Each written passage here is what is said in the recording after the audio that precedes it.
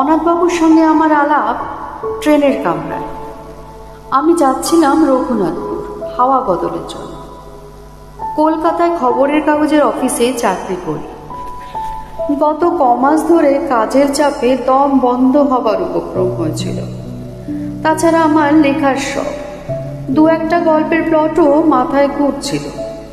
কিন্তু এত কাজের মধ্যে কি আর লেখার ফুরসত জোটে? তাই 7-5 না ভেবে 10 দিনের পাওয়া ছুটি আর দিস্তেখানে কাগজ নিয়ে বেরিয়ে পড়লাম। এত জায়গা থাকতে রঘুনাথপুর কেন, তারও অবশ্যই একটা কারণ আছে। ওখানে বিনা খরচায় থাকার একটা ব্যবস্থা জুটে গেছে। আমার কলেজের সহপাঠী বীরেন বিশ্বাসের পৈতৃক বাড়ি রয়েছে রঘুনাথপুরে। কফি হাউসে বসে ছুটিতে কোথায় যাওয়া যায় এই আলোচনা প্রসঙ্গে বীরেন খুব খুশি হয়ে ওই বাড়িটা অফার করে বলল, আমি যেতুম, কিন্তু আমার এদিকে ঝামেলা, বুঝতেই তো পারছিস। তবে তোর কোনোই অসুবিধে হবে না। আমাদের 50 বছরের পুরনো চাকর ভরদ্বাজ রয়েছে ও বাড়িতেই, ওই তোর দেখাশোনা করবে, তুই চলে যা। গাড়িতে যাত্রী ছিল অনেক। আমার বেঞ্চিতে আমারই পাশে বসেছিলেন অনাথ বন্ধু মিত্র।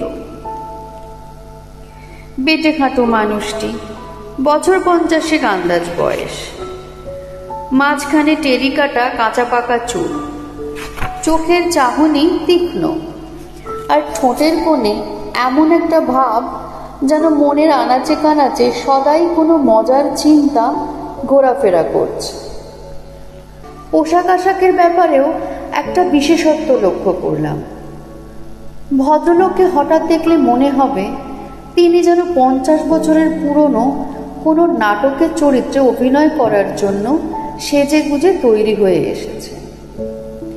ওরকম কোট, ও ধরনের শার্টের কলার, ওই চশমা, আর বিশেষ করে ওই বুট জুতো, এসব আর আজকালকার দিনে কেউ পরে না। অনাথবাবুর সঙ্গে আলাপ করে জানলাম তিনিও রঘুনাথপুরে যাচ্ছেন।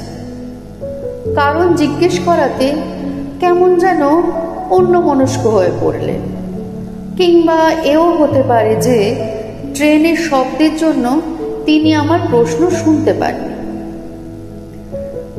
বীরেনের পৈতৃক ভিটেটি দেখে মনটা খুশি হয়ে উঠল। বেশ বাড়ি, সামনে একফালি জমি, তাতে সবজি ও ফুল গাছ দুই হয়েছে।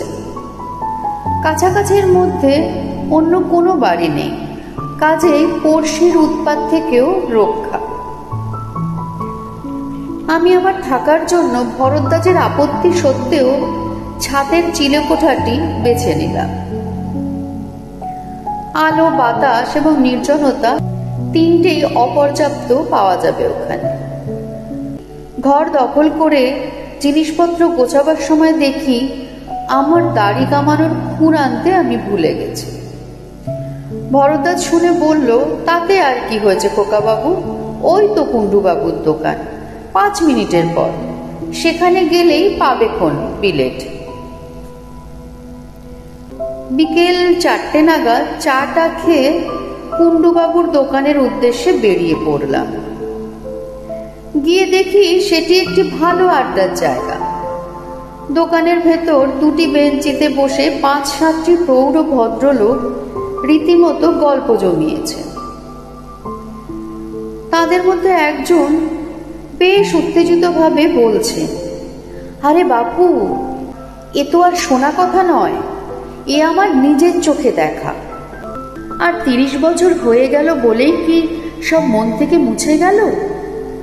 এসব স্মৃতি অত সহজে ভোলবার নয়।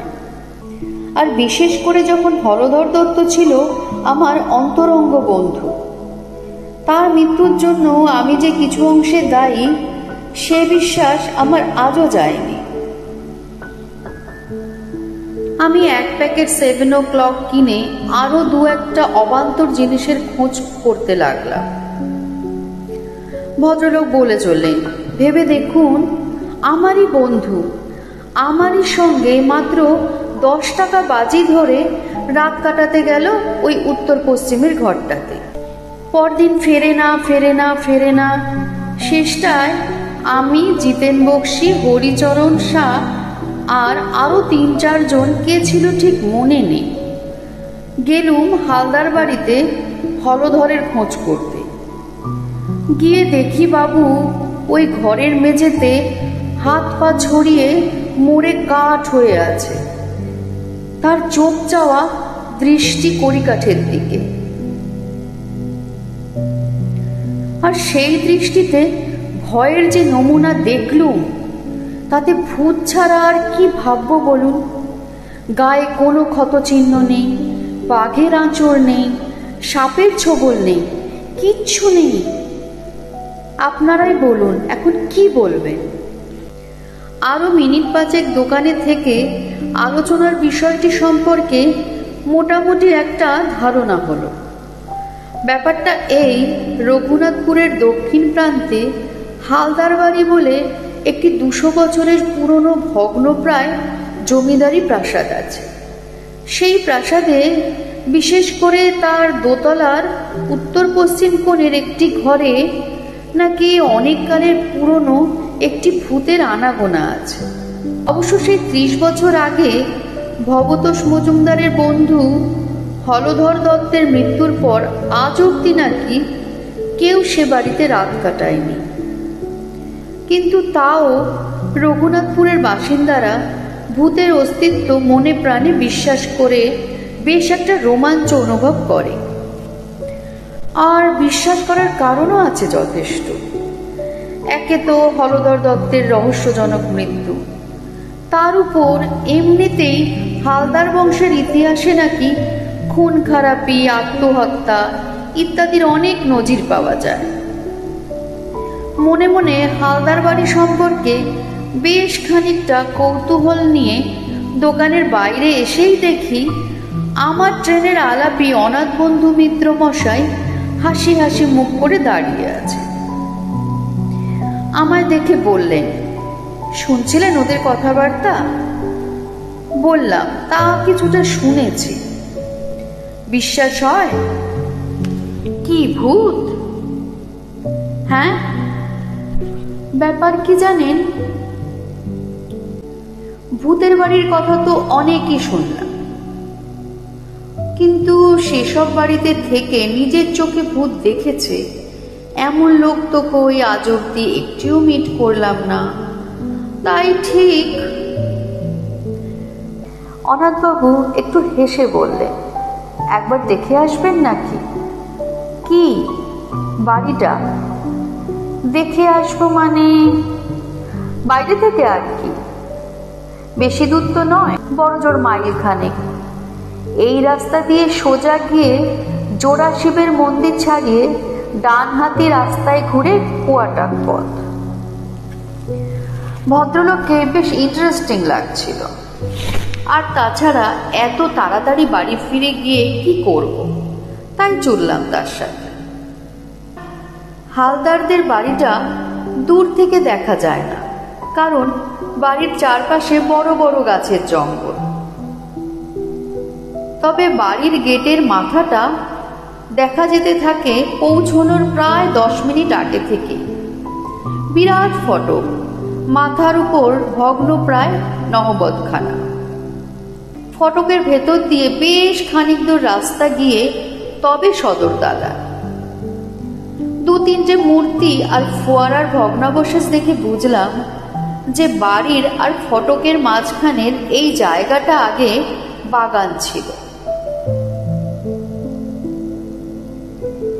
বাড়িটি অদ্ভুত, কারুকার্যের কোনো বাহার নেই তার কোনো জায়গায়। এমন যেন একটা বেঢপ চৌকো চৌকো ভাব। বিকেলের পরন্ত রোদ এসে পড়েছে তার শ্যাওলাবৃত দেয়ালে। মিনিট খানেক চেয়ে থাকার পর অনাথবাবু বললেন, আমি যতদূর জানি রোদ থাকতে ভূত বেরোয় না।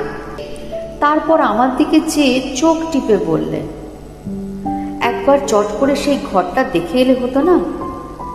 সেই উত্তর পশ্চিমের ঘর, যে ঘরে।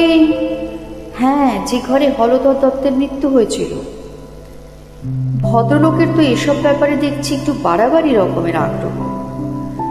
অনাথবাবু বোধ হয় আমার মনের ভাবটা আঁচ করতে পেরেই বললেন, খুব আশ্চর্য লাগছে না?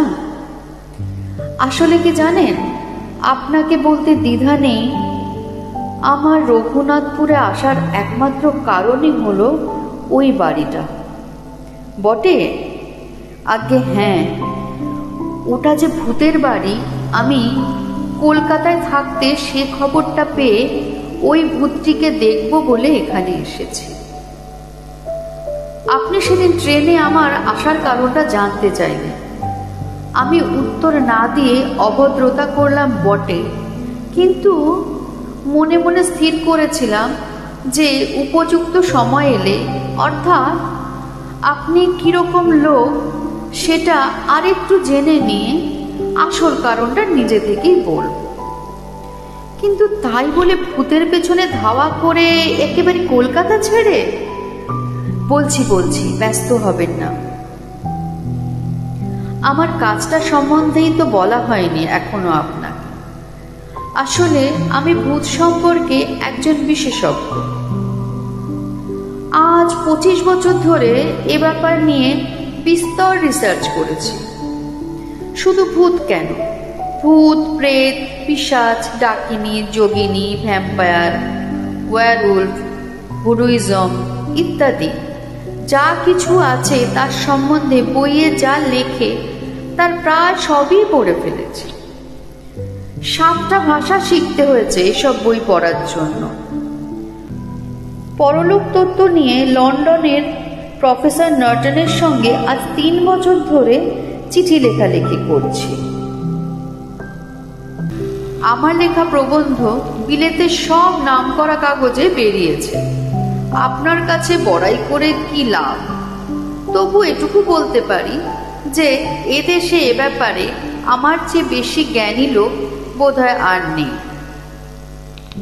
ভদ্রলোকের কথা শুনে তিনি যে মিথ্যে বলছেন বা বাড়িয়ে বলছেন এটা আমার একবারও মনে হয় না, বরং তার সম্বন্ধে খুব সহজেই একটা বিশ্বাস ও শ্রদ্ধার ভাব জেগে উঠল। অনাথবাবু একটুক্ষণ চুপ করে থেকে বললেন, ভারতবর্ষে অন্তত 300 ভূতের বাড়িতে আমি রাত কাটিয়েছি। বলেন কি? হ্যাঁ। আর সেসব কিরকম জায়গায় জানেন? এই ধরুন জব্বলপুর, কার্শিয়াং, চেরাপুঞ্জি, কাঁথি, কাটোয়া, যোধপুর, আজিমগঞ্জ, হাজারিবাগ, সিউড়ি, বারাসাত, আর কত চাই? 56টা ডাকবাংলো আর কম করে 30টা নীলকুঠিতে আমি রাত্রি যাপন করেছি। এছাড়া কলকাতা এবং তার কাছাকাছির মধ্যে অন্তত 50খানা বাড়ি তো আছে। কিন্তু অনাথবাবু হঠাৎ থেমে গেলেন। তারপর ধীরে ধীরে মাথা নেড়ে বললেন, ভূত আমায় ফাঁকি দিয়েছে। হয়তো ভূতকে যারা চায় না, ভূত তাদের কাছেই আসে। আমি বারবার হতাশ হয়েছি। মাদ্রাজে ত্রিচিনপল্লীতে 150 বছরের পুরনো একটা সাহেবদের পরিত্যক্ত ক্লাব বাড়িতে ভূত একবার কাছাকাছি এসেছিল। কিরকম জানেন? অন্ধকার ঘর, এক ফোঁটা বাতাস নেই। যতবারই মোমবাতি ধরাবো বলে দেশলাই জ্বালাচ্ছি, ততবারই কে যেন ফু দিয়ে নিভিয়ে দিচ্ছে। শেষটায় 13টা কাঠি নষ্ট করার পর বাতি জ্বলল এবং আলোর সঙ্গে সঙ্গেই ভূত বাবাজি সেই যে গেলেন আর এলেন না। একবার কলকাতা ঝামাপুকুরের এক হানাবাড়িতেও একটা ইন্টারেস্টিং অভিজ্ঞতা হয়েছিল। আমার মাথায় তো এত চুল দেখছেন, অথচ এই বাড়ির একটা অন্ধকার ঘরে ভূতের অপেক্ষায় বসে থাকতে থাকতে মাঝরাত 3 নাগাদ হঠাৎ ব্রহ্মতালুর কাছটায় একটা মশার কামড় খেলাম। কি ব্যাপার? অন্ধকারে ভয় ভয় মাথায় হাত দিয়ে দেখি একটি চুলও নেই, একেবারে মসৃণ মাথা জোড়া টাক। এ কি আমারই মাথা, না অন্য কারুর মাথায় হাত দিয়ে নিজের মাথা বলে মনে করেছি? কিন্তু মশার কামড়টা তো আমিই খেলাম। টর্চটা জেলে আয়নায় দেখি টাকের কোনো চিহ্ন মাত্র নেই। আমার যে চুল সে চুলই রয়েছে আমার মাথায়, ব্যাস। এই দুটি ছাড়া আর কোনো ভুতুড়ে অভিজ্ঞতা এত চেষ্টা সত্ত্বেও আমার হয়নি। তাই ভূত দেখার আশা একরকম ছেড়েই দিয়েছিল। এমন সময় একটা পুরনো বাঁধানো প্রবাসীতে রঘুনাথপুরের এই বাড়িটার একটা উল্লেখ পেলাম। তাই ঠিক করলাম একটা শেষ চেষ্টা দিয়ে আসব। অনাথবাবুর কথা শুনতে শুনতে কখন যে বাড়ির সদর দরজায় এসে পড়েছি সে খেয়াল ছিল না। ভদ্রলোক তার ট্যাগ ঘড়িটা দেখে বললেন, আজ 5:31 সূর্যাস্ত, এখন 5:15। চলুন, রোদ থাকতে থাকতে একবার ঘরটা দেখে আসি। ভূতের নেশাটা বোধহয় সংক্রামক, কারণ আমি অনাথবাবুর প্রস্তাবে কোনো আপত্তি করলাম না। বরঞ্চ বাড়ির ভেতরটা আর বিশেষ করে দোতলার ওই ঘরটা দেখবার জন্য বেশ একটা আগ্রহ হচ্ছিল। সদর দরজা দিয়ে ঢুকে দেখি বিরাট উঠোন ও নাট মন্দির। 100-150 বছরে কত উৎসব, কত অনুষ্ঠান, কত পূজা পার্বণ, যাত্রা, কথকতা এইখানে হয়েছে, তার কোনো চিহ্ন আজ নেই। উঠোনের 3 দিকে বারান্দা। আমাদের ডাইনে বারান্দার যে অংশ, তাতে একটি ভাঙা পালকি পড়ে আছে এবং পালকিটি ছাড়িয়ে হাত 10 গিয়ে দোতলায় যাবার সিঁড়ি। সিঁড়িটা এমনই অন্ধকার যে উঠবার সময় অনাথবাবুকে তার কোটের পকেট থেকে একটি টর্চ বার করে জ্বালাতে হলো। প্রায় অদৃশ্য মাকড়সার জালের বুহ ভেদ করে কোনো রকমে দোতলায় পৌঁছানো গেল। মনে মনে বললাম, এ বাড়িতে ভূত থাকা অস্বাভাবিক নয়। দোতলার বারান্দায় দাঁড়িয়ে হিসেব করে দেখলাম, বাঁদিক দিয়ে সোজা চলে গেলে ওই যে ঘর, ওটাই হলো উত্তর পশ্চিমের ঘর। অনাথবাবু বললেন, সময় নষ্ট করে লাভ নেই, চলুন এগোই।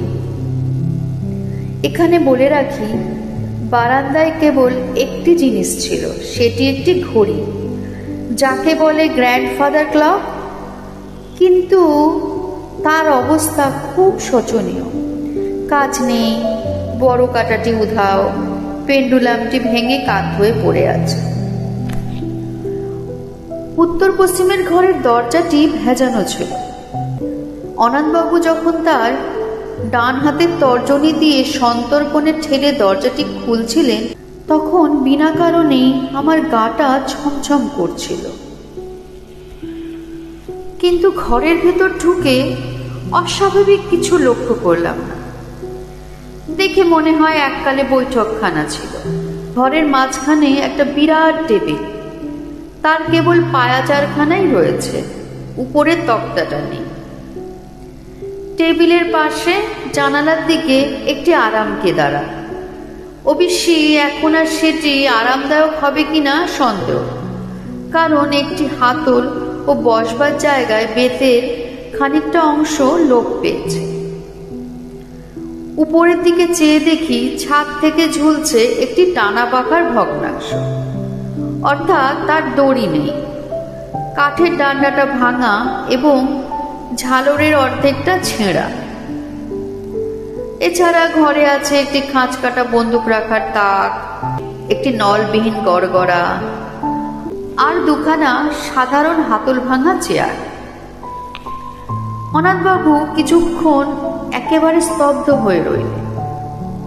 মনে হলো খুব মনোযোগ দিয়ে কি একটা অনুভব করার চেষ্টা করলেন।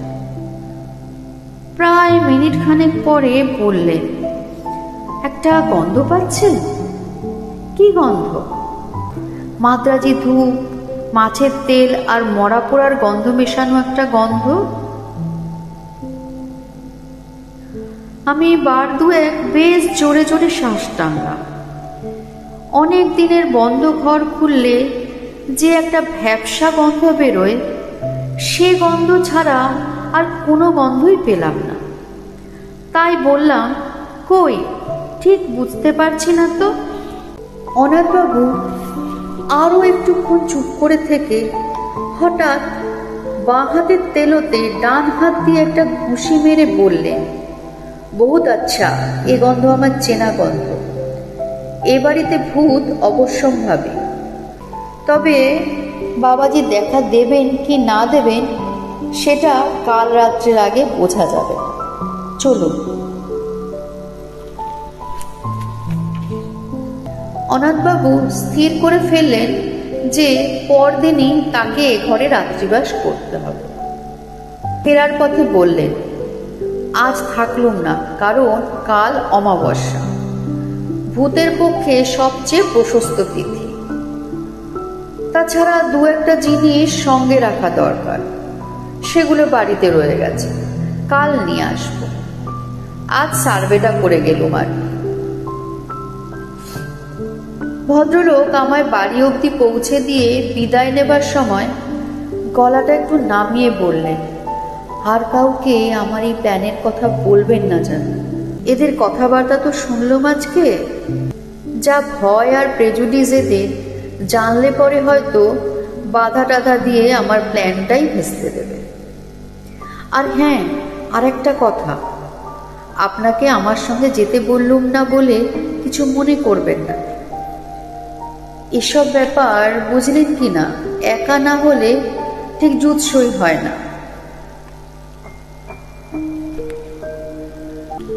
পরদিন দুপুরে কাগজ কলম নিয়ে বসলেও লেখা খুব বেশি দূর এগোলো না। মন পড়ে রয়েছে হালদার বাড়ির ওই উত্তর পশ্চিমের ঘরটায়। আর রাত্রে অনাথবাবুর কি অভিজ্ঞতা হবে সেই নিয়ে একটা অশান্তি আর উদ্বেগ রয়েছে মনের মধ্যে। বিকেলে অনাথবাবুকে হালদার বাড়ির ফটক অবধি পৌঁছে দিলাম। ভদ্রলোকের গায়ে আজ একটা কালো গলাবন্ধ কোট, কাঁধে জলের ফ্লাস্ক আর হাতে সেই কালকের 3 সেলের টর্চ।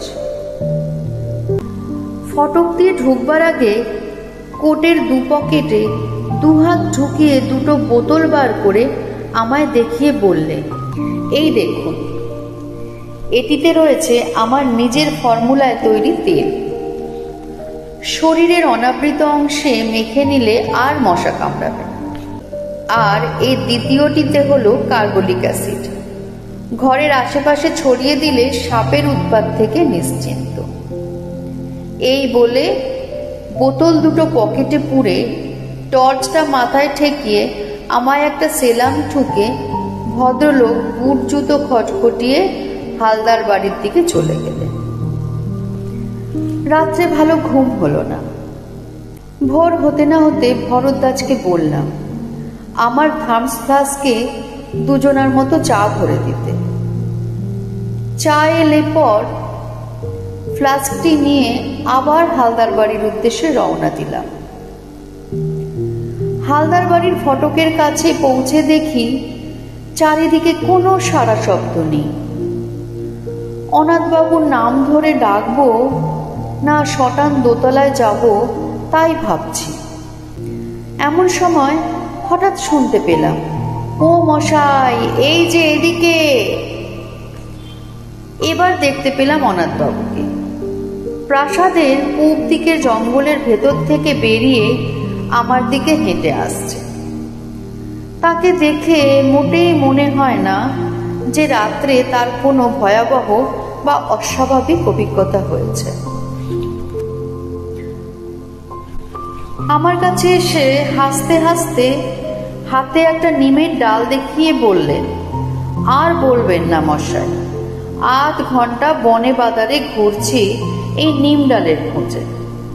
আমার আবার দাঁতনের অভ্যেস কিনা। ফস করে রাতের কথাটা জিজ্ঞেস করতে কেমন বাদো বাদো ঠেকল। বললাম, চা এনেছি, এখানেই খাবেন না বাড়ি যাবেন? চলুন না, ওই ফোয়ারার পাশটায় বসে খাওয়া যাক। গরম চায়ে চুমুক দিয়ে একটা তৃপ্তিসূচক আহ শব্দ করে আমার দিকে ফিরে মুচকি হেসে অনাথবাবু বললেন, খুব কৌতূহল হচ্ছে না? আমি আমতা আমতা করে বললাম, হ্যাঁ মানে তা একটু। বেশ, তবে বলছি শোনো। গোড়াতেই বলে রাখি, এক্সপিডিশন হাইলি সাকসেসফুল। আমার এখানে আসা সার্থক হয়েছে। অনাথবাবু এক মগ চা শেষ করে দ্বিতীয় মগ ঢেলে তার কথা শুরু করলেন। আপনি যখন আমায় পৌঁছে দিয়ে গেলেন তখন 5টা। আমি বাড়ির ভেতরে ঢোকার আগে এই আশপাশটা একটু সার্ভে করে নিব। অনেক সময় ভূতের চেয়ে জ্যান্ত মানুষ বা জানোয়ার থেকে উপদ্রবের আশঙ্কা বেশি থাকে। যাই হোক, দেখলুম কাছাকাছির মধ্যে সন্দেহজনক কিছু নেই। বাড়িতে ঢুকে একতলার ঘরগুলোর মধ্যে যেগুলো খোলা হয়েছে সেগুলোও একবার দেখে নিল। জিনিসপত্র তো আর একদিন ধরে বিশেষ পড়ে থাকার কথা নয়। একটা ঘরে কিছু আবর্জনা আর আরেকটার পরিকাঠে গুটি চারেক ঝুলন্ত বাদুড় ছাড়া আর কিছুই চোখে পড়ল না। বাদুড়গুলো আমায় দেখেও নড়ল না, আমিও তাদের ডিস্টার্ব করলাম না। 6:30 নাগাদ দোতলার ওই আসল ঘরটিতে ঢুকে রাত কাটানোর আয়োজন শুরু করল। একটা ঝাড়ন এনেছিল, তাই দিয়ে প্রথমে আরাম কেদারাটিকে ঝেড়ে পুছে সাফ করল। কতদিনের ধুলো জমেছিল তাতে কে জানে। ঘরের মধ্যে একটা কুমোট ভাব ছিল, তাই জানলাটা খুলে দিল। ভূত বাবাজি যদি সশরীরে আসতে চান তাই বারান্দার দরজাটাও খোলা রাখল। তারপর টর্চ ও ফ্লাস্কটা মেঝেতে রেখে ওই বেড ছেঁড়া আরাম কেদারাতেই শুয়ে পড়ল। অস্বস্তি হচ্ছিল বেশ, কিন্তু এর চেয়েও আরো অনেক বেয়ারা অবস্থায় বহুবার রাত কাটিয়েছি, তাই কিছু মাইন্ড করলাম না। আশ্বিন মাস, 5:30টায় সূর্য ডুবেছে।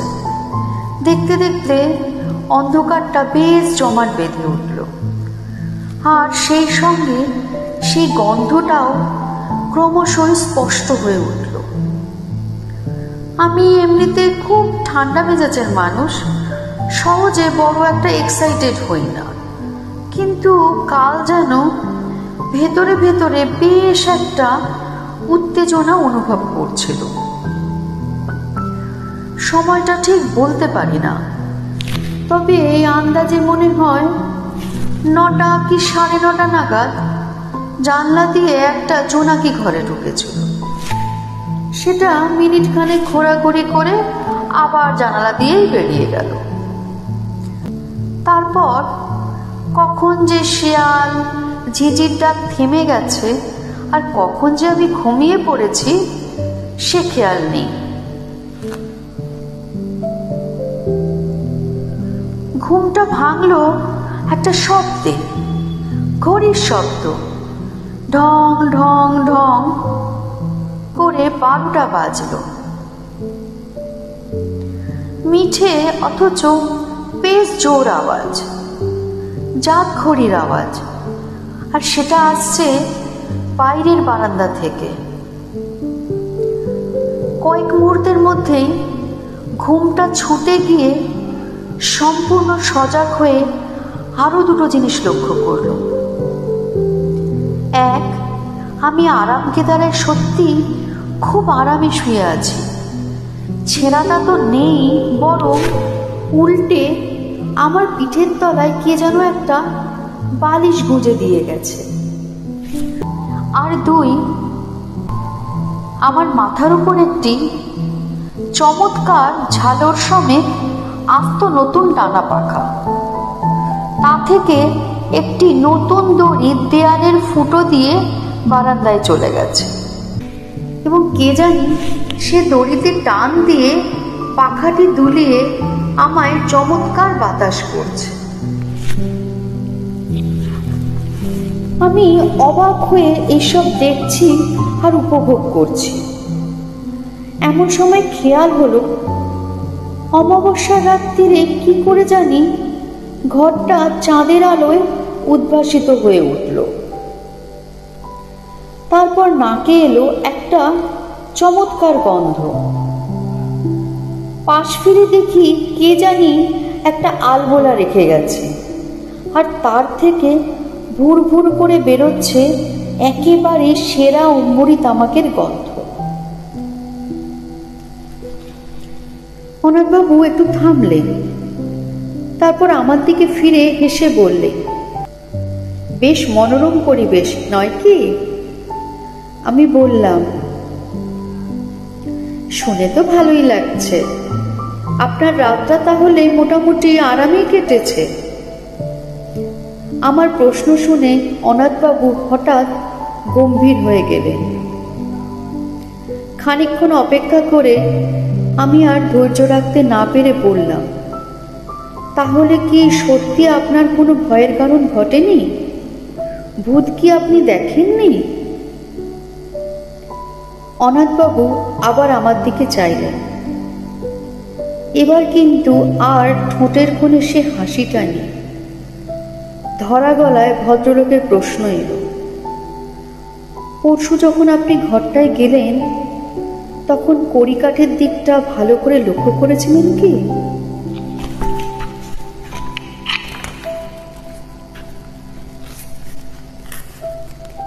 আমি বললাম, তেমন ভালো করে দেখিনি বোধহয়। কেন বলুন তো? অনাথবাবু বললেন, ওখানে একটা বিশেষ ব্যাপার রয়েছে, সেটা না দেখলে বাকি ঘটনাটা বোঝাতে পারবো না। চলুন। অন্ধকার সিঁড়ি দিয়ে উঠতে উঠতে অনাথবাবু কেবল একটি কথা বললেন, আমার আর ভূতের পেছনে ধাওয়া করতে হবে না সীতেশবাবু, কোনোদিনও না, সেসব মিটে গেছে। বারান্দা দিয়ে যাওয়ার পথে ঘড়িটার দিকে চেয়ে দেখলাম সেই রকমই ভাঙা অবস্থা। ঘরের দরজার সামনে পৌঁছে অনাথবাবু বললেন, চলুন। দরজাটা ভেজানো ছিল। আমি হাত দিয়ে ঠেলে ঘরের মধ্যে ঢুকলাম। তারপর দু পা এগিয়ে মেঝের দিকে চোখ পড়তেই আমার সমস্ত শরীরে একটা বিস্ময় ও আতঙ্কের শিহরণ খেলে গেল। বুট জুতো পরা ও কে পড়ে আছে মেঝেতে? আর বারান্দার দিক থেকে কার একটু হাসি? হালদার বাড়ির আনাচে কানাচে প্রতিধ্বনিত হয়ে আমার রক্ত জল করে আমার জ্ঞান বুদ্ধি চিন্তা সব লোক পাইয়ে দিচ্ছে। তাহলে কি? আর কিচ্ছু মনে নেই। যখন জ্ঞান হলো, দেখি ভরদ্বাজ আমার খাটের পায়ের দিকে দাঁড়িয়ে আছে, আর আমার হাত পাখা দিয়ে বাতাস করছেন ভবতোষ মজুমদার। আমার চোখ খুলতে দেখে ভবতোষবাবু বললেন, ভাগ্যে শিবচরণ আপনাকে ডেকেছিল ও বাড়িতে ঢুকতে, নইলে যে কি দশা হতো আপনার জানি না। ওখানে গেছলেন কোন আক্কেলে? আমি বললাম, অনাথবাবু যে রাত্রে। ভবতোষবাবু বাধা দিয়ে বললেন, আর অনাথবাবু, কাল যে অতগুলো কথা বললুম সেসব বোধহয় কিছুই বিশ্বাস করেননি ভদ্রলোক। ভাগ্যে আপনিও তার সঙ্গে সঙ্গে রাত কাটাতে যাননি ও বাড়িতে। দেখলেন তো ওর অবস্থা? হরধরের যা হয়েছিল এরও ঠিক তাই। মুড়ে একেবারে কাঠ, আর চোখ ঠিক সেইভাবে চাওয়া, সেই দৃষ্টি সেই কড়িকাঠের দিকে। আমি মনে মনে বললাম, না, মোড়ে কাঠ নয়। মোড়ে কি হয়েছে অনাথবাবু তা আমি জানি। কালো সকালে গেলে দেখতে পাবো তাকে। গায়ে কালো কোট, পায়ে বুট জুতো, হালদার বাড়ির পূব দিকে জঙ্গল থেকে নিমের দাঁতন হাতে হাসতে হাসতে বেরিয়ে আসছে।